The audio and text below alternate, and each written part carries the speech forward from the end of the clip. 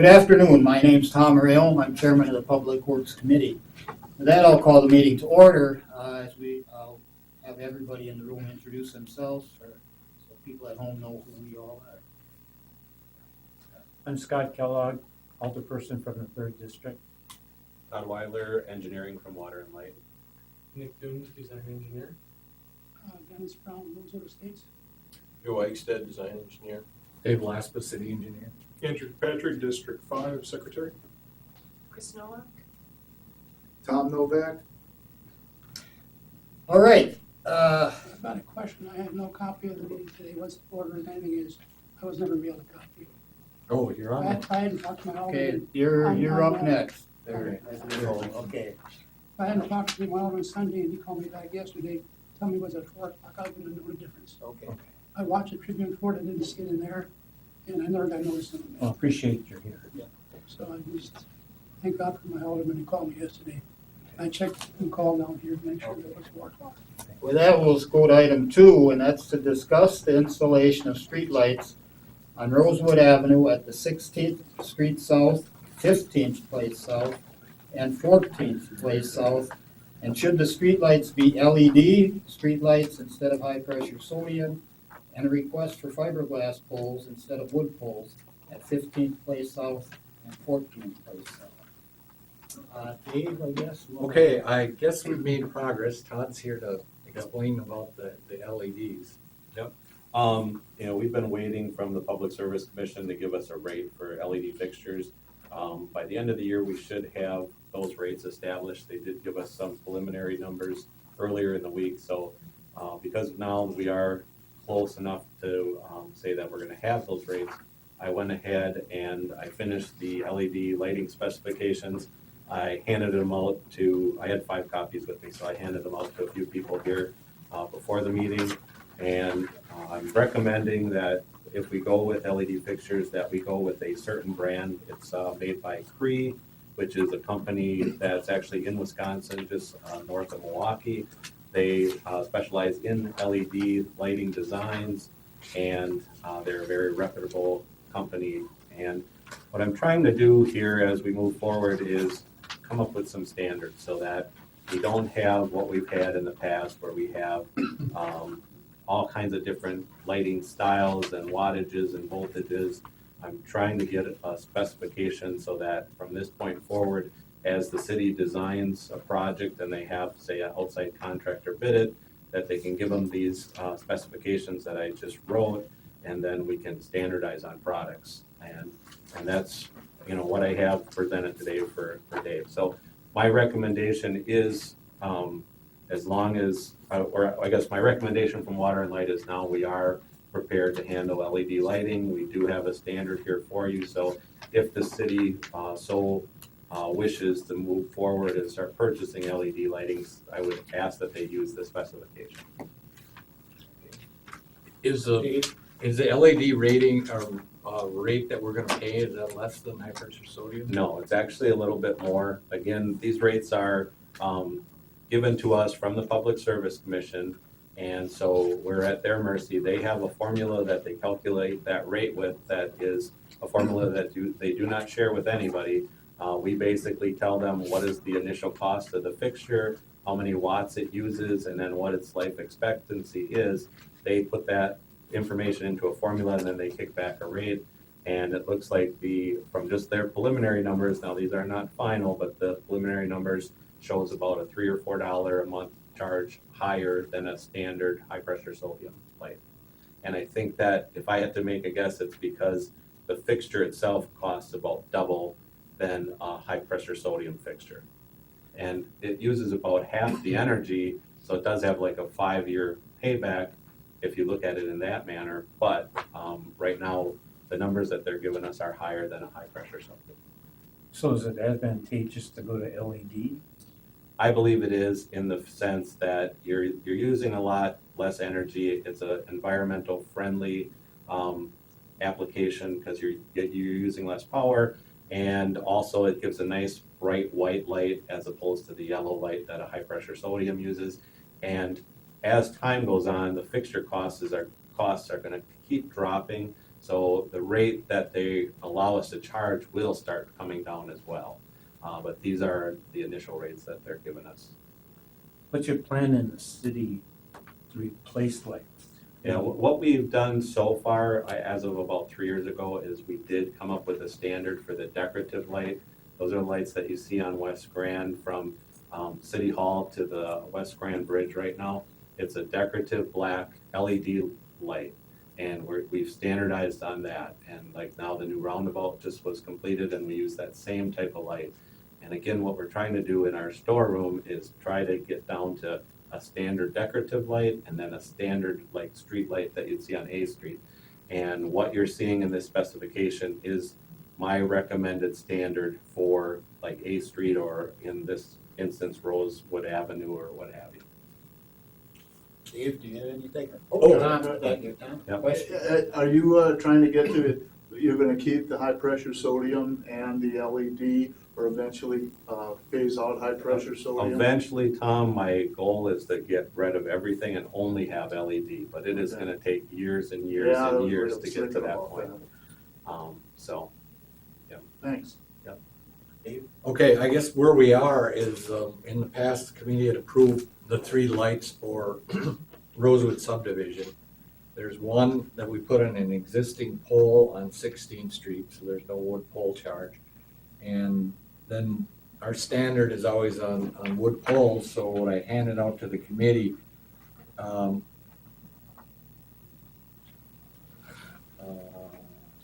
guess I must have it backwards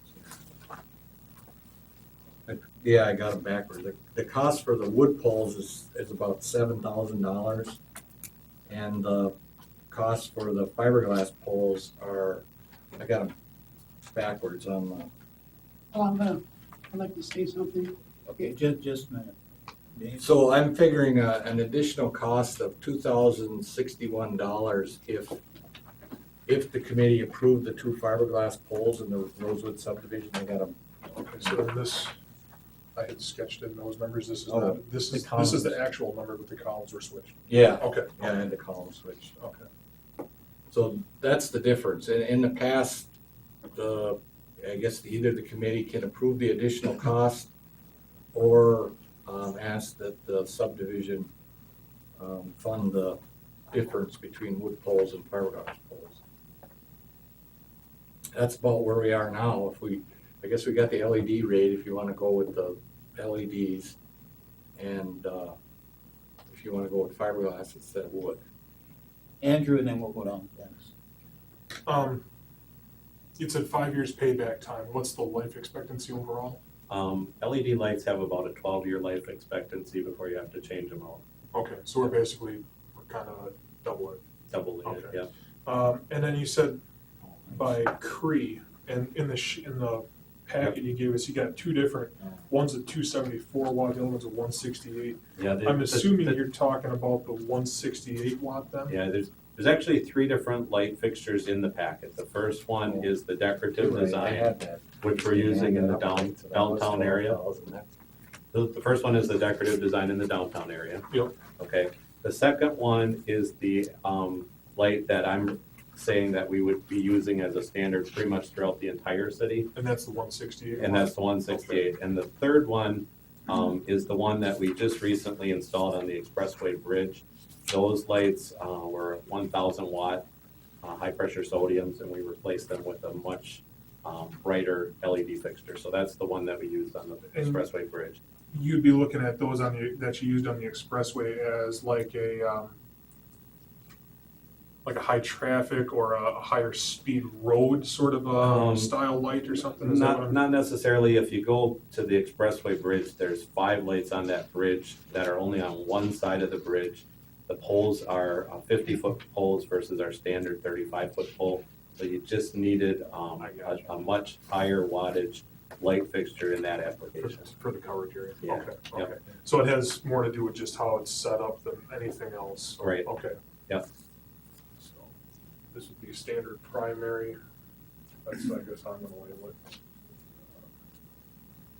And then, Dave, I We were just didn't kinda have scribbling back them and forth here. goofed up so my formulas are wrong. Actually, the fiberglass pole the total should be 12,215. And then that works out to the difference of 2016. I didn't have the columns. If you add them up, yeah, 12,000. Okay, I just wanted, Yeah. because that, the other night when I was sitting at home with it. Right, I didn't have the formulas because you can see it didn't add up on the.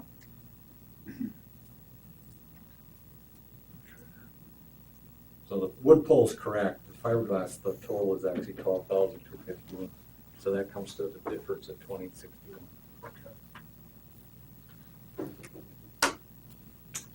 Okay. Okay, I do want to say one thing. Originally, we were allowed three light poles, and they were wood, okay? So in trying to save money for Rosewood Estates, I come up with the idea of using a pole across 16. That's there now, and just put your mast on it, really. And that saved us money, and that's what I'm trying to do. It's my idea, not anybody from the city. And I brought it up at the last meeting, really. Now, I got some figures sent from Dave here that the Buddy Commission gave us on is the cost of the wood poles versus the fiberglass poles, okay? So I'm saying if we would have not got into this fiberglass at all, and we went with the 3 wood poles, add up the cost that you people give me. It was up to $11,383.50. Now I think the cost of the 2 fiberglass poles that you give us, plus putting a pole across the street, what we saved there, it comes out to $12,215. The difference is $831.50. That Rosewood Estates would pay for. And it isn't costing the city a penny more, because if I'd have said, put up the 3 wood poles, this is what it would have cost you. And your figures. And now you're saying it's gonna cost us $2,000? No way. I do know how to add and subtract. This is what it would cost the city. Now I'm saying this is what it's gonna cost the city by putting the pole on that pole, existing pole, plus 2 fiberglass, and what's the difference, $831? It's not gonna cost the city 1 penny more. I'm not, If we said- I'm not here to argue that. If we said, let's go with the wood ones, that's what it's gonna cost you. I'm just here to tell you that we have a specification out for I know LED it's lights. okay, but I'm telling you, I don't know where he gets his figures from. Well, I call it creative accounting. you're doing the creative accounting. You're No, I'm taking the not. savings, the city's out the money, all of it anyway. And we found out we didn't have to put in an additional pole, so that should be a city You savings. didn't find out, not that a- was my idea. Well, we'd have found out eventually, but you found it out before us. It's a wood pole there we can use, so that savings really is a city savings, not a Not really. subdivision savings. Not really, it was my idea. It was not your idea. I'm confused. This is what I hear saying. There's a pole on 16th Street, Right, that we found out we And could use. It's across the street on an angle. I understand, Rosewood Avenue. and we're gonna put a light there. Right. And then we're talking about, instead of 2 other wooden poles, I mean, they would like to have 2 fiberglass poles. Right. So the difference between those 2 wooden poles and the 2 fiberglass poles Is 2061. Yeah. Right. okay. What he's saying is because you didn't have to put the 3rd wood pole in, the subdivision should get that savings because you reused the pole. No, it's there. Because I know, that's Yeah, what I'm but saying, really, it's there already. Nobody thought of that but me. The city didn't think of that. Well, I'm not gonna give you The city said- $835 for the idea. The city said that they're gonna give us 3 poles. And where they were gonna go. They showed on the map where they were gonna go. And one wasn't gonna be across the street and the pole was already there. That was my idea. So to use the existing pole on 16th and Rosewood, the installation of that light system will cost $2280, is that correct? That's correct. Okay, so then if we were to put another pole up, what would that cost? Hang I on. Right mean, here. to put up a 3rd pole. It was and- $3509.50, difference for $1,289. But yeah, That's the savings. Okay, so Of which So I- we're I'll installing take one pole, or we don't have to install a pole. So, like Dave's got it listed out here, $2,280 to install the lighting fixture and the associateds on the existing pole. To install a wood pole at 15th Place and Rosewood Avenue, $3,834.50. To install a wood pole at 14th Place and Rosewood, $4,039.50. Those 2 together, $7,874. And then that's the 2 poles that need to be installed is the $7,874. and then the one installation of just the lighting fixture is 2,280. Right. So then you take the 2,280 and you add that to the 7,874, that's 10,154. That's the actual cost of the full installation of all three lighting systems. No, it shouldn't be. It should be 12,250. Would you like a calculator? Pardon? Well, you're keep adding that pole at 16th that we don't need now. Yeah. Because we're using an existing pole. See, it's hard to, I don't see how it's the city's pole, and we're trying to take advantage of the pole that's there. No, it was my idea, not yours. Again, I'm not gonna give I you was- $835. Whose idea it was is irrelevant. Originally, we were told we would get 3 new poles, and I was showed where that pole would go on 16th, and it wasn't across the street. It was Okay, right in the corner of 16th, on one of the lots, that's where it would have went. so we would have That's what we we would would have put charged you then, No, you wouldn't. Right? You didn't tell me if it was that. if it was a in any other meeting, fiberglass. really. If it was, Yeah, if it was a fiberglass, we would charge for You the would- third Oh, pole. yeah, correct. Yep. And actually, I think the committee approved 3 streetlights. We Right. didn't approve 3 poles. Correct. We didn't- You're getting 3 streetlights in this scenario. Could be, I don't know. First meeting we had in February, I got notice about it in the mail the day after the meeting, that's why I didn't show up. The last meeting on the 3rd of June, my copy was mailed to Roger Brown, not to me.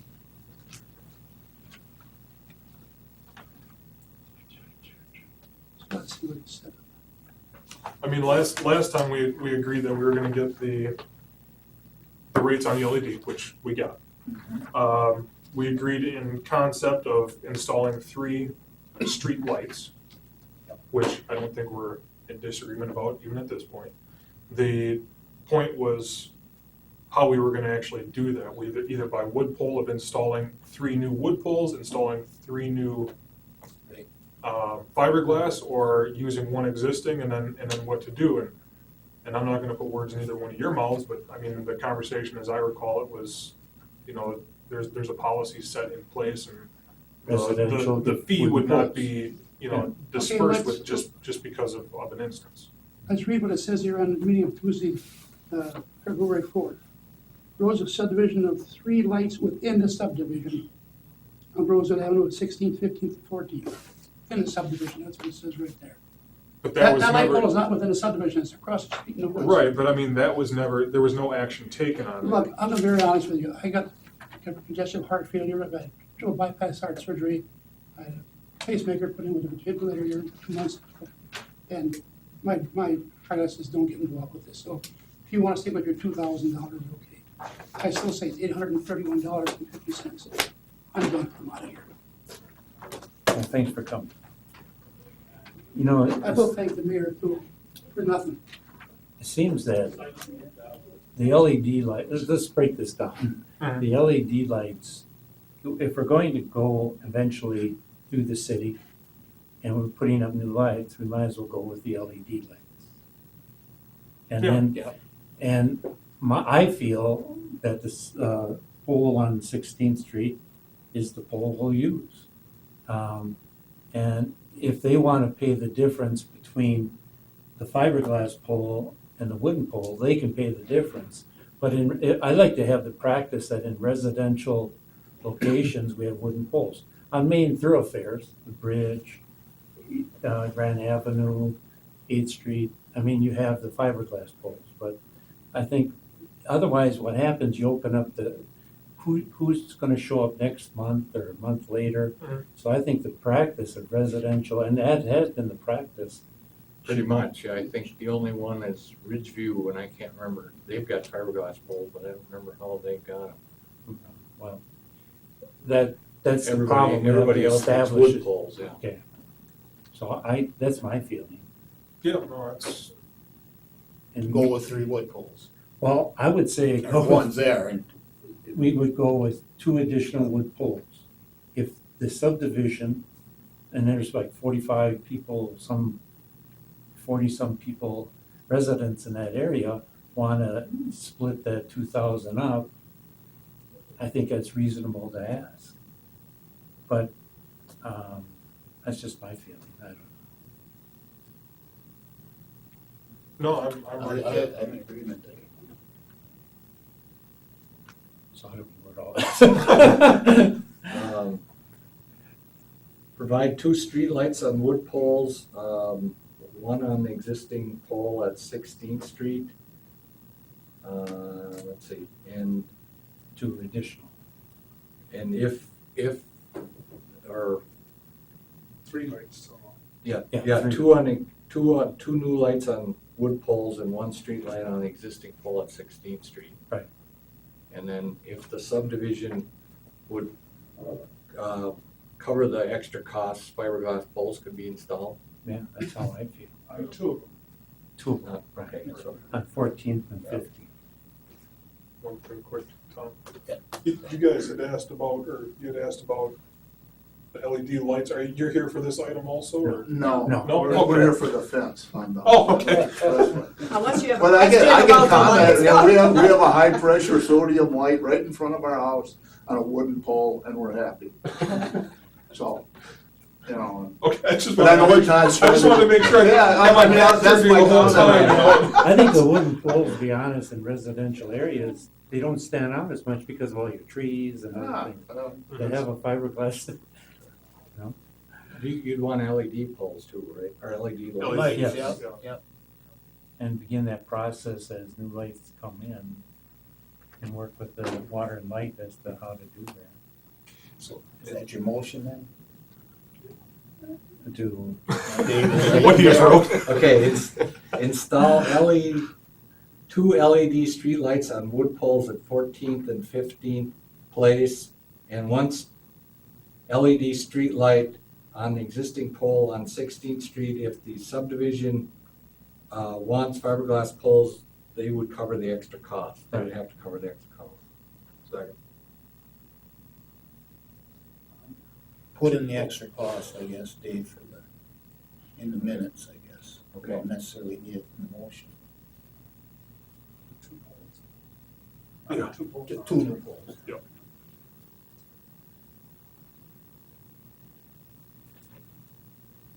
You were talking about how those rates would decrease over time. Yeah, but you would have to wait for the next time we would go in for some kind of a rate adjustment with the PSC, so it probably Okay.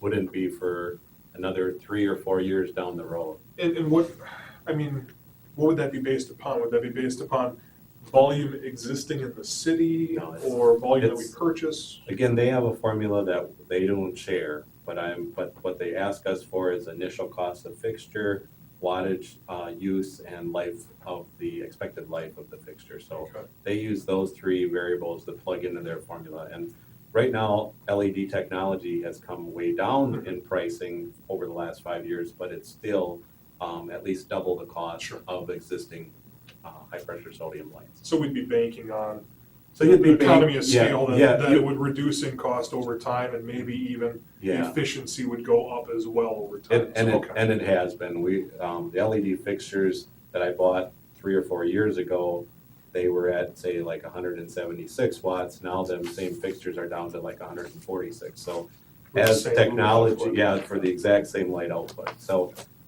who knows what we're gonna have 5 years from now. The price will probably come down significantly, and your wattage as well.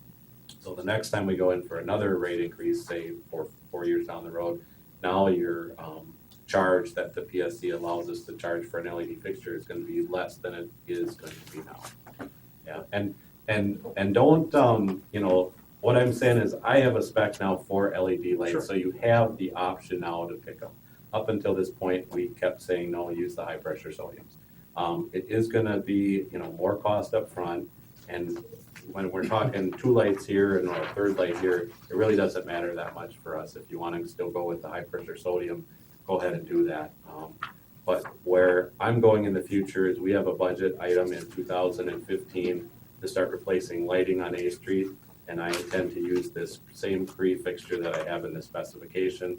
So when we start going on our main roads, the expressway, Highway 54, Highway 73, Highway 13, and then 8th Street, Highway 13 also, but I'm gonna start replacing those with LED fixtures. Sure. And it's gonna take a long time to get into the street level, Oh, yeah. but at least on your main highways, you're gonna see the newer, nicer LED fixtures.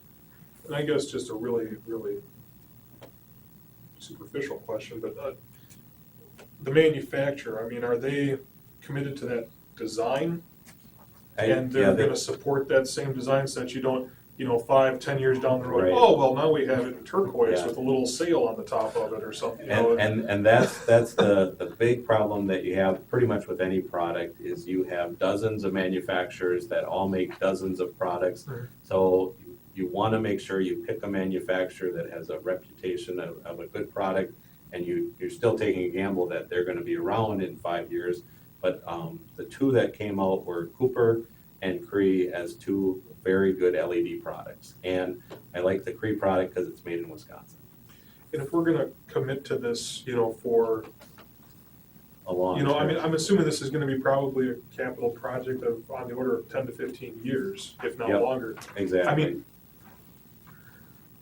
with the number of lights and the length of time, is this, and the cost involved, because it's gonna be costly, is this something that we would have to put out to bid? Yes, definitely, we would bid this project, or like on the A Street installation, when we start next year, I'm hoping to actually have our line crew do some of the installation. Okay, so I mean, if we put it out to bid and it comes out cheaper with another company, then we have to go with that other company cheaper. And Yeah, then we end up in a situation where we don't end up purchasing a Cree actually, product. Dave and I have kind of worked together on this in the past, and see what we did with the decorative light is the first time we went out for bids, we wrote this specific specification, and we said, okay, anybody that can meet it can go ahead and bid on it. And then we picked the lowest bidder at that time, and now and once you do that, you can then stay with that manufacturer, so that Okay. when you get to the second or the third project, now you're not obligated to go with somebody else. And So it's basically you lock in that first bid for You- yeah. 10 years or however long it takes you to complete yeah, that. you let everybody know ahead of time, this is where we're going, or this is the direction we're going, and then once that low bid comes in, you can say, okay, now this is our new standard. Okay, Yeah. okay. Because that's what we've done wrong, I think, in the past, is every time we've done a new project in the city, we've just let the lowest bidder get the project. Mhm. And we have different styles and manufacturers of all different kinds of streetlights throughout the city. Probably drives our cost up because we have to stock so many different types of. Exactly, yeah. All right, so was that a motion? that Yes, he that wrote? was a motion. I'll second that. If Andrew didn't. I fired it all. Okay. Is there any further discussion by anybody? If not, committee, I guess, what's our wishes? Or I shouldn't say that. We'll vote if there's- We do have the motion, after I've asked 3 times, I should know that. Okay, well, vote on the motion, all those in favor respond by aye. Aye. Opposed, ayes have it. Item 3 is the street lighting policy. You guys are here for the fencing project. I'm good Could with we that. just jump ahead, I I'm sure guess, of that. because I'm not sure how long the fence, or the policy will take us. We'll go to item 4, and that's a request to extend the wood screening fence on the south side of East Riverview Expressway from the east end of the existing fence at the Riverview Bridge to 100 feet east. Dave, I guess? Okay, I guess there was large red pine, on the backside of the expressway by River Lane, and they were removed because of problems with, high lines. Yeah, I can go into that a little bit too. So when we had the windstorm come through on August 25th, we had some branches come down that took out the street lighting right by the hospital there. And because we had so many trees down on the east side of town, it took us a while to get over to that location and to fix that. So we decided to take down about approximately 5 trees that were growing right underneath the line that feeds that the traffic lights at that intersection, because that is one of the major traffic lights in the city. We didn't want it from a safety standpoint to be compromised because we had a tree growing under the line. Since we took those trees down, we've had Tom say that, it was a nice barrier for them with their home, and so that's why the item's on there. Yeah, and I guess the options are, extend the wood screening fence, which would be about 15,000, but there's nothing in the budget for it. Or we could replace the vegetation. I didn't get a call back from our McKay person representative, but usually they run between $150, $200 a tree. And And then you're looking at another 5-10 years of having the exact same problem. Yeah.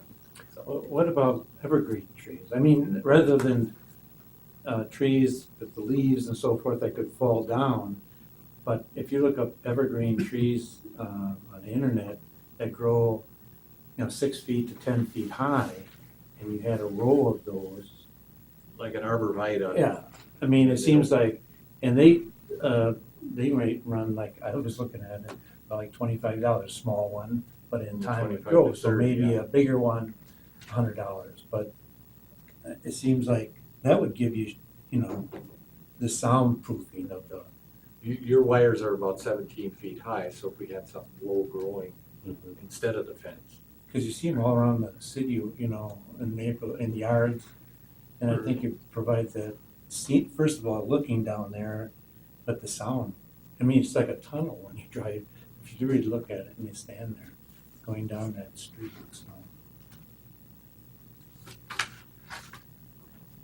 When you think, you can't speak for Water and Light, but it seems that you wonder if we could work in partnership, or they took trees down for a need, Mhm. but if we could work with them too, would be interesting. yeah, and I think, Tom, you mentioned Jim thought, I don't Yeah, know, Jim you've got- and I talked, and he thought that there may be some way that they could help out on part of this. Yeah, it might be 5. I don't know. Maybe if we twist hard, it could help out on all of it. Tom, do you have any, I guess, thing to add to? Well, it is, the expressway, we're probably less than 100 yards from the expressway, and then there's a house closer, that's probably 30 yards closer than we are. And it, when semis in the middle of the night go through, with the Jake brakes or whatever they call them, and, it's pretty noisy, and the rest of the cars, there's just a lot of road noise at particular times. And, that we always know, we live down there because we wanna live in the woods. And the woods helps keep things quiet, but being that close, it's still, we get quite a bit of, noise from the expressway. And it's really not an issue on the other side. There's the wastewater lift station, and then probably maybe a city block or more, there's the first house. Was the sound and noise an issue before those trees were removed? Not really, sometimes there's a truck that's really, noisy, or, sometimes these guys with these diesel trucks make quite a bit of noise, but just the regular hum of the traffic, it helps keep that down. And I had a comment too. Sure, go ahead. Right where our road is, everything has to stop there when the lights change. So that's why you really hear the noise more than the constant hum of cars going by. They're all stopping at the end of, kitty corner from the hospital there, everybody's stopping. The trees in the summer really were pollution protection and I think noise protection. And I think it was about 10 years back, they did put that partial fence. And I thought, ooh, they're gonna go all the way along. But no, they stopped right where the trees started. So the consensus was, well, we won't go all the way because these people have the trees there. So, it does make a difference. And we've noticed a difference without the trees being there. Sure.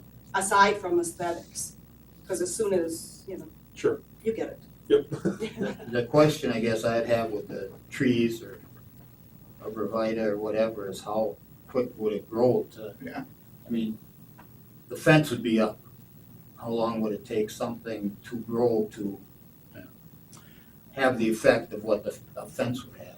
Well, one time I talked with you and you mentioned the mayor suggested putting slats in the Yeah, fence. that's another way of, you see around Solaris, they have, in chain link fence, you can put screening slats. They're just plastic strips that go in there to So I'm not saying that that's the solution for this, but that plus evergreens or, that would protect the sound, but that might help with the appearance looking down the street for now, and then getting, I don't know what the cost of those trees are. I can kind of, from where I live, I got the bank in my backyard there, and when they put up their security fence, they put the slats in there. And you can still kind of see through it, but I mean, it doesn't do anything at all for the noise. No, I didn't expect, I'm just thinking Yeah. that with this might be appealing. I don't know. And vegetation, if there's vines that could be growing on there. There is some vines growing on there now that Yeah. survived. We put them on there years ago, and I guess the word didn't get out to the summer help in the street department. To water them. And a lot of them, no, they got them with weed whackers. They were thinking they were weeds, so. Oh, So some of them have survived. If you look on the fence, Yeah. there's Yeah, some some hanging are. on there yet. I have one more comment Sure. too about planting something else along there. If you talk to the street crews who have to mow that, I don't know how thrilled they're gonna be about I mean, it's hard for them, even where the trees were or where the little plantings are Yeah, now. it's a They're on a bit steep. hill. I mean, they're completely on the side mowing the lawn. Whether that makes a difference to them or not, I don't know.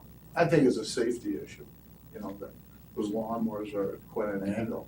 If you could terrace something there, like a couple different rows and still get in it. But, or even if it was like, I know some of my friends had, parents' houses had arborvitae hedges, and they were fairly narrow, but I mean, they were also kind of squared off, and they weren't, real overgrowing. Even if those were planted really close at the top of the hill, really close to the fence. Yeah. That would still allow you to walk through there with a weed whacker and get the underbrush and still be able to get the hill with Yeah. some safety in mind. It's noisy without the trees. It is. It makes a big difference.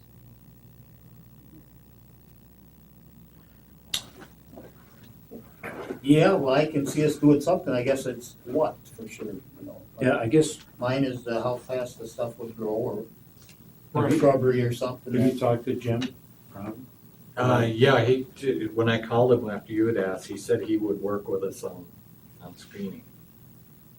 Okay, so we don't know. We don't know if they can, but But he's gotta go to I wonder if, just more dialogue with Water and Light and see if they can help partially fund or just work out together. I think the first step would be maybe they have Dave come up with some numbers for the cost of a fence versus vegetation, and then if they come to us with that, then we would say, okay, this is what we'd be More willing to reasonable. contribute. Could you do that in a month's time, or Sure. Dave, or Oh, yeah. whatever? I mean, I know what the fence costs, Yeah. basically, because we've done these in the past. And They you had said that 15,000. 15,000 increased it with, I think the last one we did is 10 years, but it just increased with inflation. So it's right in that ballpark. But I can get a number for Arborvitae, working with the McKay representative and the slats and the fence. Yeah, if you have those combinations. On the north side of the expressway, going up the hill by the hospital, in between the Chamber of Commerce hospital, they've got quite a lot of the pine and the arborvitae there. And when you're on Dewey, I guess it would be, I mean, you don't hardly hear anything from the expressway, although there, that is more spacing there, but. Is there a fence there also? I don't remember think so. seeing a fence, no. Because if you look through the pine and the, whatever evergreen type vegetation it is, whether it's arborvitae or pine, you can see quite a lot of letters and stuff down in there, and I don't think there's a fence at all. No, I was here when we did that. In lieu of, because the city has so much right of way, we're right in their backyards. Right. We said if we put a fence, we're gonna put it right on your backyard, so they opted for the spruce trees behind the sidewalk there. Well, I would, I guess, make a motion that we hold this over to the December meeting for Dave to get Or November. November meeting. I mixed up, I guess, today. Worked too hard, maybe. Till the November meeting and come back with estimates on trees, shrubs, whatever. And work with Water and Light.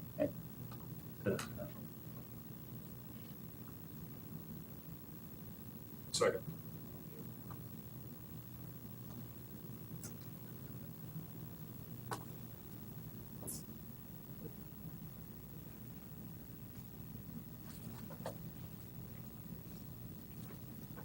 Got it, Dave? Yeah. Okay. Committee, if there's nothing else, we'll vote on that. For anybody else? Yeah. All right, All those in favor respond by aye. Aye. Opposed, ayes have it. So. we'll be Thanks for back- your we'll be time. Back in a month. Well, thanks for waiting. Item 3. Move back up. Item 3 is request from Alderperson Kirkpatrick to review the city's street lighting policy. These are the standards, but now that what Todd gave us, I think, Got an extra I one, think, Dave? oh, yeah. I think we should, I gave the bare bones how the city's been doing in the past, where we like commercial areas, and we should use these standards, and our industrial parks. We really haven't, and I've been here, and lit private industrial areas. We usually just light our industrial parks. And residential areas, we don't light unless there's approval from the council, but I'd like to hold this over now and work with Todd and get it more comprehensive, the type of street light, the wattage, and where we're gonna head from here and come back to the committee then. And when you do projects like this, the lighting manufacturers all have software that then, and they know that all the DOT regulations for lumen levels and the like, but they will actually come out and they'll measure the width of the road, and they'll start using their software to map out where they recommend lights to be. And so that's, and I think in the future, when you start doing some of these projects, that's what we're gonna wanna go to that type of design, and they do that at no cost and to you at all when they're bidding it, so.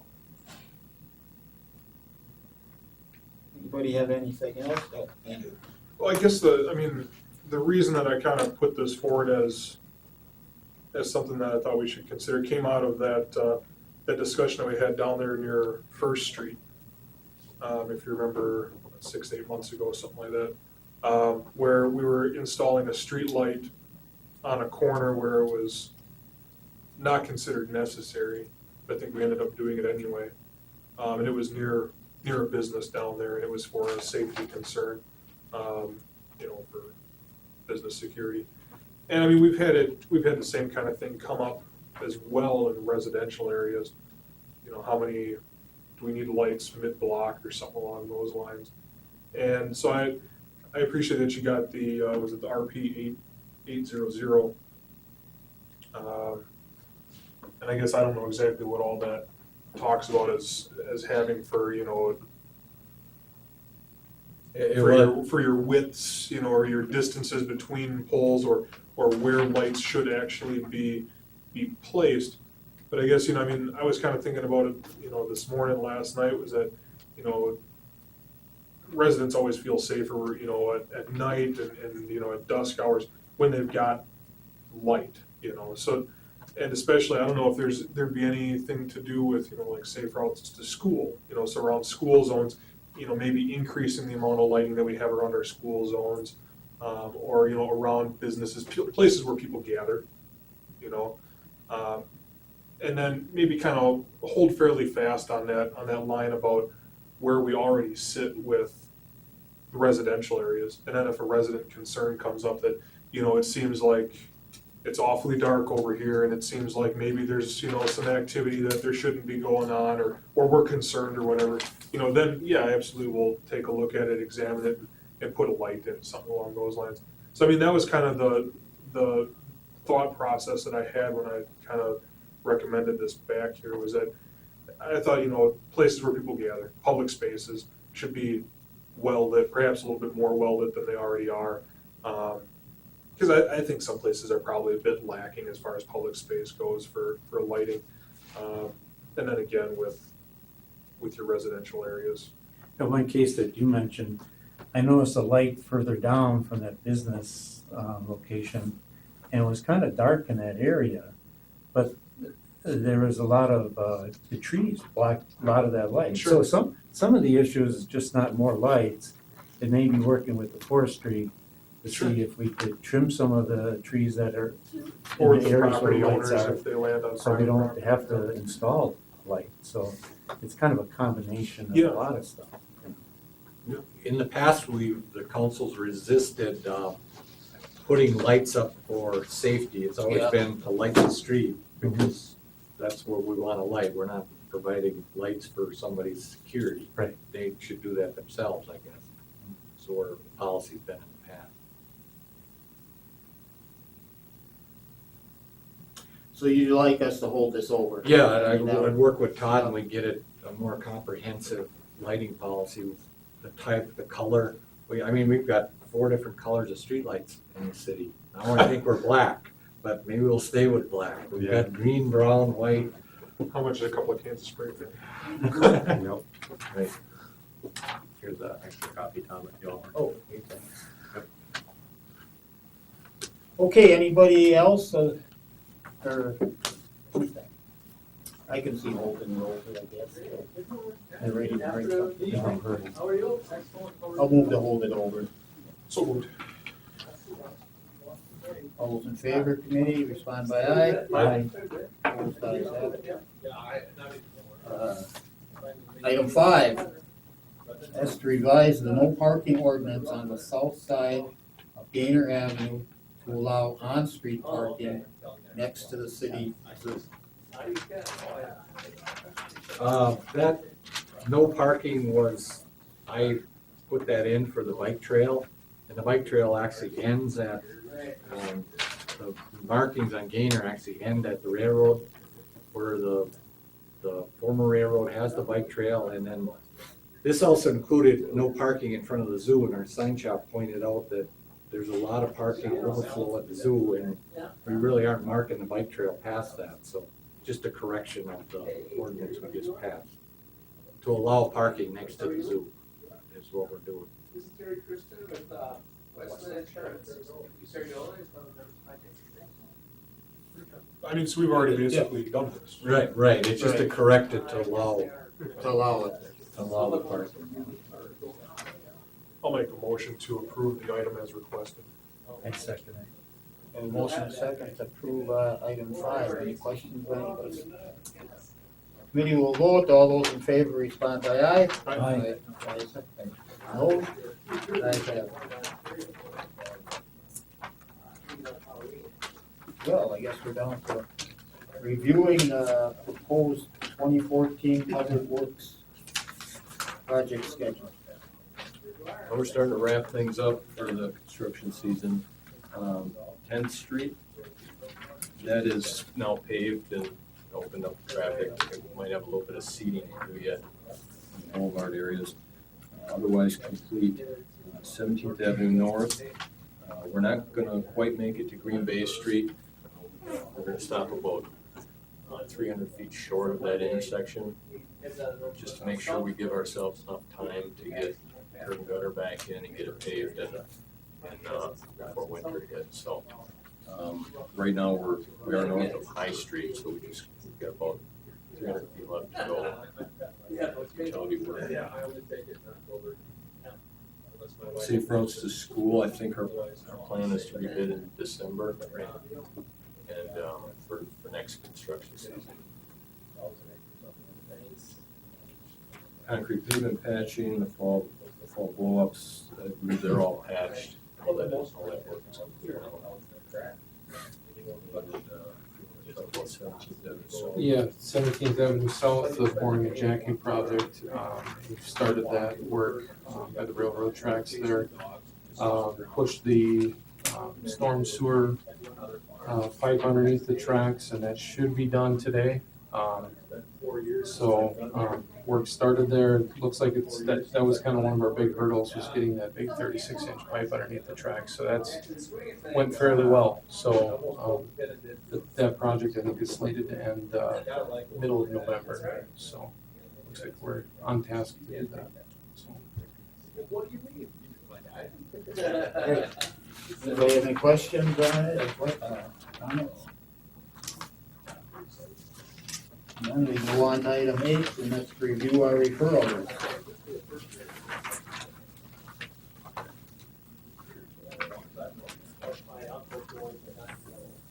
As we did with item 7 in 2014, I'd just leave item 4 on there, Yep. 2013. I think number 7 could be taken off. There's arrows were put down 3 weeks ago. And I mentioned to Dave though, see if I can explain it, on the expressway where you're going east and then turning south. And they say that you can't turn on a red signal. But there's a post here with the signals, but then there's an arm with the signals, and that's where it says you can't turn right. And so my thinking, and I called him, could a sign be right on that vertical post here? Because many of them are looking at that light, looking at the traffic, and thinking, oh, they can turn right. And some of the people in that area thinking that they're merging with traffic coming around, it just makes it more congestion. So he said he would look into it. And that's the only concern I had. Otherwise, everybody seems that they feel much safer. There's not the blowing of the horns, but people are trying to get in last minute. They're moving in when they see the first arrow. And I think it's much safer. They feel very, very good about it. So. I just gotta get the driveways all the way. Okay, then we'll take that off. Scott, with your approval. Other than that, I think that's all that we can take off. That gets us to item 9, and that's, wasn't 8. That's adjourn. So moved. Second? A motion and second to adjourn. All those in favor respond by aye. Aye. Opposed, ayes have it. We're adjourned at 4:48.